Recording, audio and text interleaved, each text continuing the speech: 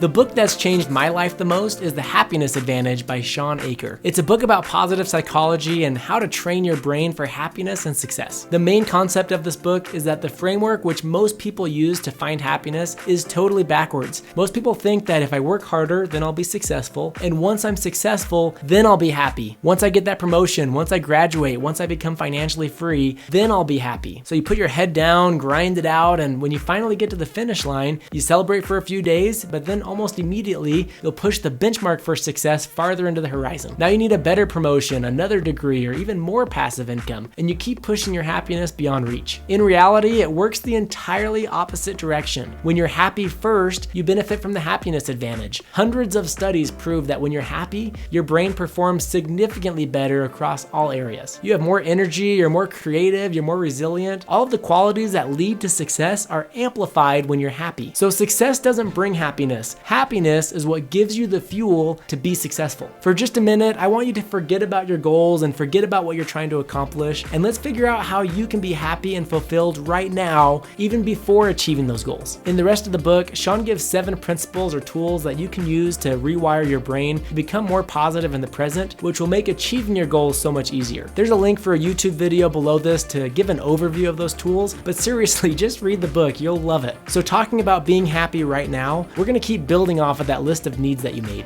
Go through each item on that list and write down why you need that in your life. How does it make you feel? What opportunities does it provide? Why is it different from the other needs on your list? For example, one of my needs is recreation and hobbies. My hobbies fill me with energy and excitement. They challenge me and push me to learn new things, and I feel accomplished when I get better. They allow me to meet new people. They allow me to get outside and enjoy the fresh air. They allow me to de-stress and unwind. You'll probably have a lot of overlap when writing out what value each of your needs adds to your life, and that's good. When you see certain things popping up multiple times in multiple places, those are probably your most important core values. We're trying to get as deep as we can. On the surface, you might have said that in your dream life, you'll finally buy a yacht and pick up deep sea fishing. And maybe you will one day, but you can probably still be happy now and fulfill those needs even before you buy your yacht. Why do you want a yacht in the first place? Maybe it's about the challenge of learning something new. Maybe it's about the social opportunities to bring your friends out fishing. Maybe it's about the status symbol to make you feel like you've accomplished something. And deep sea fishing on your new yacht might fill all of these needs, but I guarantee you there's more than one way to meet these exact same needs. That doesn't mean you should give up on your goal of deep sea fishing on your yacht one day, but you should find other ways to fill those same needs right now so you can be happy right now even before you buy your yacht. Homework number 2, as you identify what your needs are at the deepest level, write down multiple different ways that you could fill those needs right now without changing your financial situation. Maybe you can't afford the yacht you're dreaming of yet, but you might be able to fill that same need by picking up fly fishing or going on a bike ride in a new area. And when your needs are being met and when you're genuinely happy living the life that you're living, you might not feel the need to flex anymore with your yacht as a status symbol. Or if you do, then maybe there's something else that you can be proud of, that you can feel the pride and the recognition that you're seeking. You deserve to be happy right now. Sure, you'll have more opportunities and less limitations when you are financially free, but do not wait to be happy until then. And don't fall into the trap of thinking that you'll be so much happier when you're finally financially free. I've been on both sides, and I can tell you from experience that money does not buy happiness. It can buy free time, it can buy experiences, it can buy stress reduction, it can buy convenience and comfort. All of those things do bring moments of happiness and definitely make life easier. But if you don't know how to be happy and fulfilled now, you probably won't have lasting happiness or fulfillment when you're financially free either. So start right now. You already have a list of your needs. Write down the whys behind each need and identify multiple ways that you can fill those needs right now without changing your financial situation. And your third piece of homework is to schedule something in your calendar right now for this week to fill one of your needs. Which need do you feel like is being neglected, and how can you fill it this week? Schedule at least one thing in your calendar to fill a neglected need. 2 or 3 things would be even better. It doesn't have to be grandiose or extravagant. Most of the time, you only need a quick burst of the emotion that you're craving and you'll feel satisfied. So to recap, success does not make you happy. It's happiness that gives you the fuel to be successful. So be happy now by identifying a variety of ways to fill your emotional needs, and then schedule those in your calendar so your needs are always being met.